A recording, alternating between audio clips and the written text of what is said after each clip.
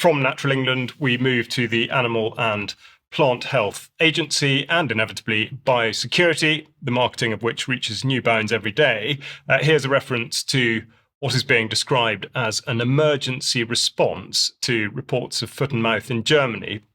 Now, regardless of what you think about any diagnosis of such a disease, there is no debate about whether animals recover from it. They do recover, and it is well documented.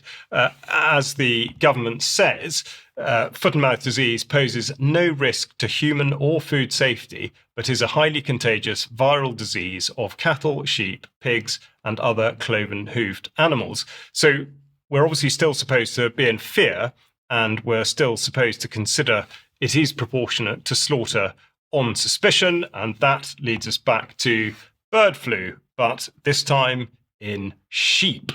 This is the Australian broadcaster ABC reporting here that the news has sparked biosecurity warning even in Australia, and this, of course, links back to the chief vet, Christine Middlemiss, whose last job was in New South Wales, where she led the charge for a new and very stringent biosecurity regime, which critically conferred responsibility for it onto the population at large, saying it was effectively a community issue and everybody bore some sort of responsibility for it. Now, here is Christine Middlemiss speaking on BBC Farming Today this morning about the peril that we're in. We don't think there's increased risk if there's not a clear pathway. So I wouldn't be worrying about necessarily being near a poultry farm, but don't leave open sheep feed if you can avoid it, where wild birds can come along and they have bird droppings in the feed and then the sheep eats them. These sorts of things are important to be aware of. How worried are you that there has been a case in sheep, full stop? Well, this is our surveillance working. You know, we have a risk-based programme and it said, well, there is risk and we found one sheep and the other sheep are negative. So that actually is quite comforting that we have a programme in place and it's doing what we asked it to do. And they say the risk to general public remains as low. And additionally, Food Standards Agency say the risk to the general public is very low.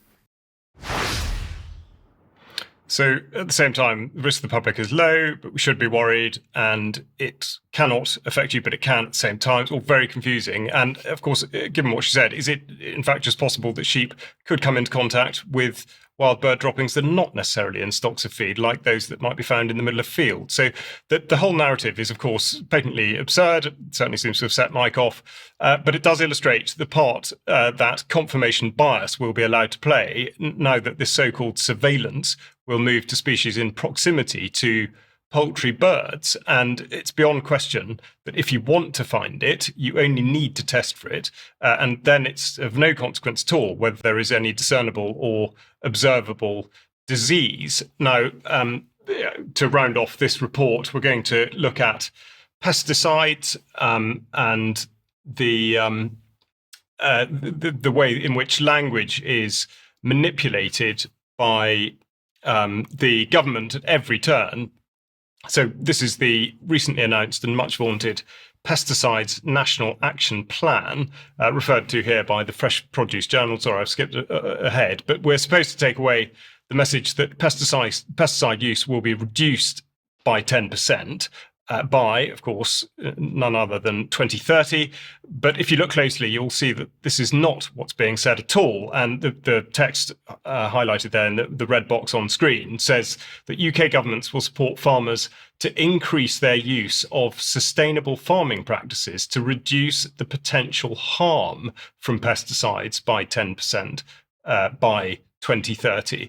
So, in fact, it's not a reduction of pesticide use. It is exactly like carbon offsetting. It's a form of stated mitigation based on modelling, no doubt, which doesn't do what we're supposed to believe it does.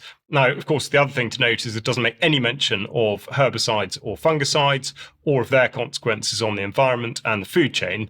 And I should point out, no, there wasn't been time today, but I will be dealing specifically with glyphosate herbicide in the coming weeks. So that takes us back to Vanessa.